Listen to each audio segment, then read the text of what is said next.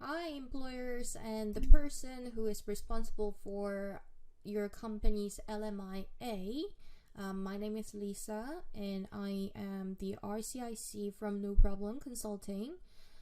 You may have seen me before or not, and if it is your first time seeing me in this video, it's great to meet you.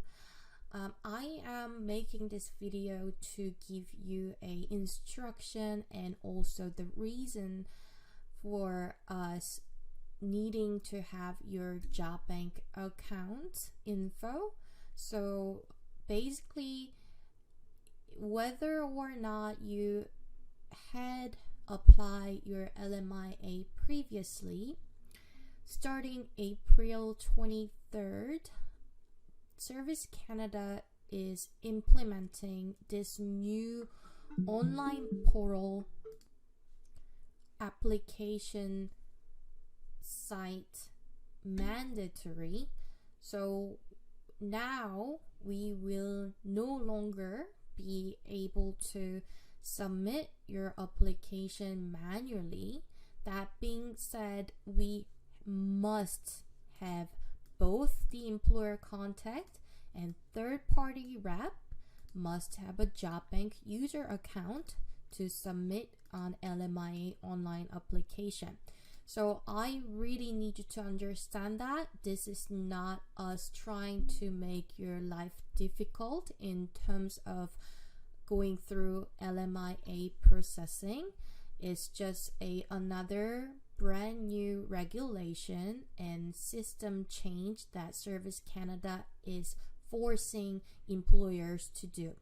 So I hope you understand, and maybe this video will help you to set up your job bank user account so that you can just give us your email address that you used for setting up your job bank user account.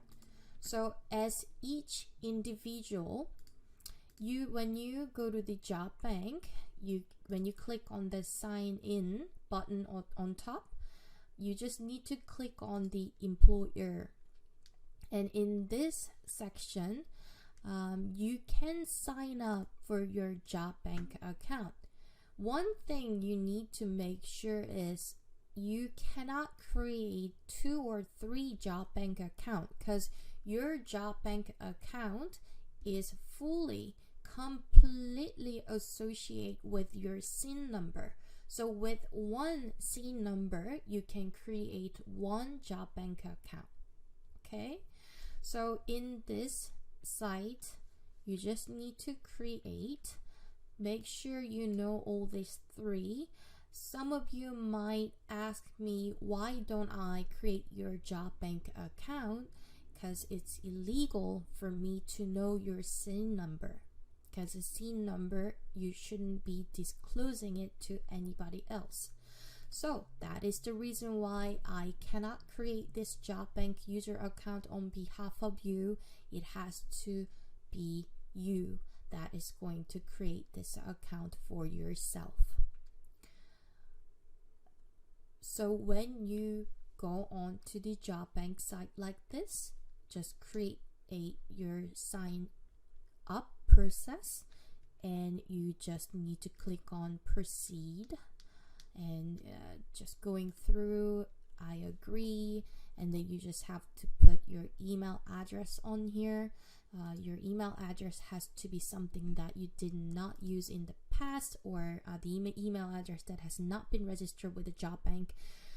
In this case, I will not be able to use my own email address because I register myself with that. So I'm just going to create job bank account email using one of my admin person's email address, and just hit continue. And when you get this confirmation code, you will see the confirmation code received from your email address that you just put it into. I just received it on my phone, so that is 72555, and you just hit continue. and you have to just go through this security info. So security info, like security question can be whatever you choose. I just really cannot give you the answer for what you have to put it in. So once you're done with this section, the last authentication phase, in this last user authentication page, you just need to put your first name, last name, and social insurance number, one-time entry, your date of birth, your mother's maiden name or parent's last name at birth, postal code, your type of cell number, telephone number, and then you just have to agree and finish. So it's basically very, very simple of signing up your new account with JobBank. And once that's done, I would need your email address you use to create this JobBank account. And basically, all I need to ask you to provide me after creating this account is the email address you use to sign up for this JobBank user account, and your email, your contact info, such as your telephone number and your first and last name, and that's it. And if you don't want to create this for yourself as the owner of the business, you can have one of your HR person to have their own JobBank account like this set up, and just to share your HR department person's JobBank user account info. Then what we will do is, then we go on to our JobBank account, and where we can register you as the either owner of the employer, owner of the company, or the employee of the company. At least I need to have either owner or the employee of the company under your company PR number. So what I will do is I will add you as a new user.